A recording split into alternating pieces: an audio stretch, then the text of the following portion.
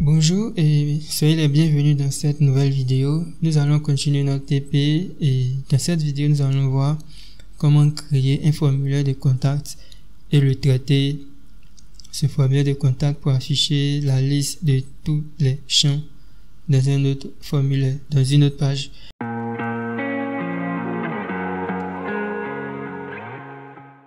Donc on va simplement créer une route pour le formulaire de contact. Donc je duplique cette ligne là en faisant CTRL-C, CTRL-V et je vais l'appeler contact. Et puis ici je vais mettre le nom d'une fonction contact que je n'ai pas encore créé. Donc déjà pour créer la fonction, je vais venir juste en dehors de la fonction main et je fais func et je vais l'appeler contact. Donc je l'appelle contact, je vais simplement copier tous ces éléments là directement. Je copie, je colle, voilà. On va toujours réutiliser le même code. Voilà, on va réutiliser ça. On réutilise le même code. Ici ça sera contact. Voilà.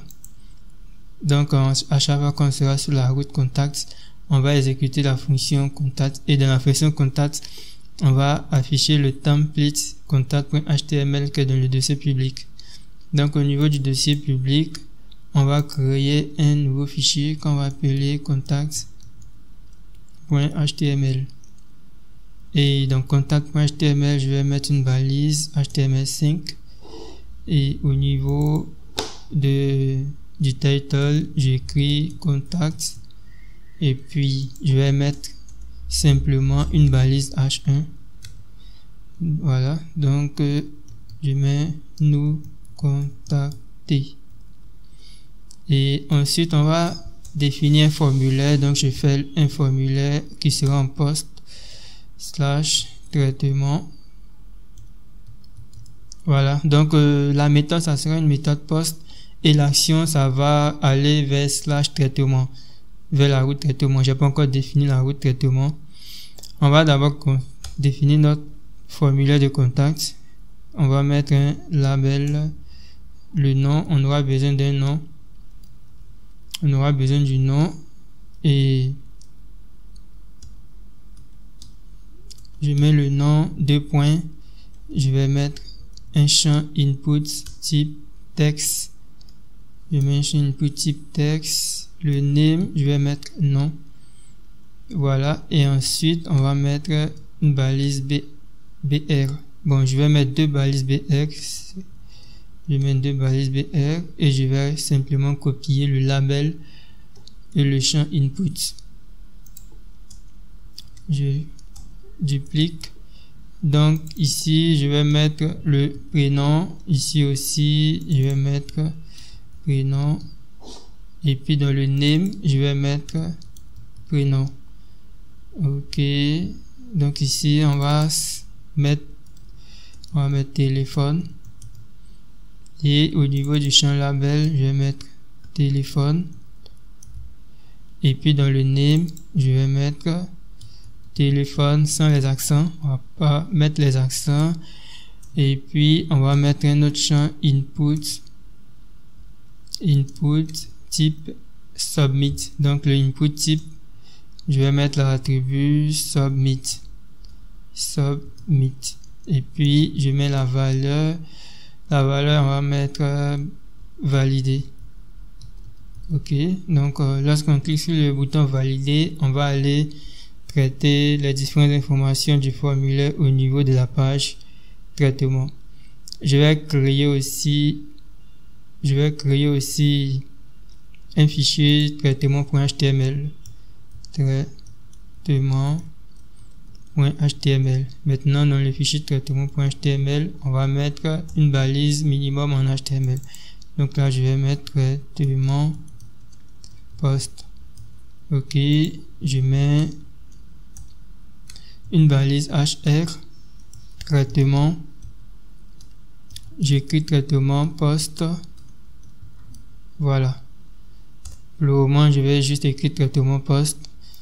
Donc, au niveau de la fonction main.go, On va aussi définir la route traitement. Traitement. Et ici aussi, je vais définir la fonction.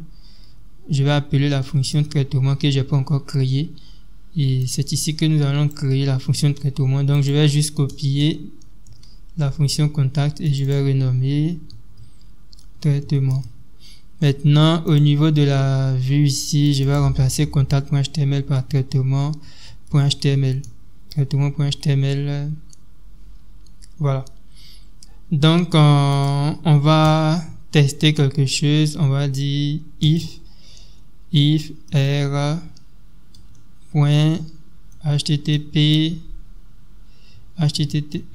méthode. Ok, donc on va tester si http méthode égale à post.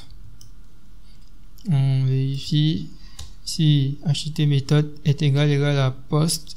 Si http méthode est égal à post, donc on va définir une variable data. Je définis, ou bien d'abord je vais dire si différent de post. Si http méthode est différent de post, on va simplement retourner le template vide. Ok, voilà. Et on fait return 0. Ok, on va retourner 0 et on va définir le template vide. Dans le cas contraire, on va devoir charger la méthode data. Donc, on aura besoin de créer une structure. Donc, je vais d'abord créer une structure. Je fais type, je vais l'appeler client struct. Ça sera une structure. Voilà comment on définit une structure. Et le premier champ, ça sera le nom. Le nom, ça sera une chaîne de caractères. Le deuxième champ, ça sera prénom. Ça sera une chaîne de caractères. Le troisième champ, ça sera téléphone. Je vais mettre les lettres en majuscule, la première lettre en majuscule et le reste en minuscule.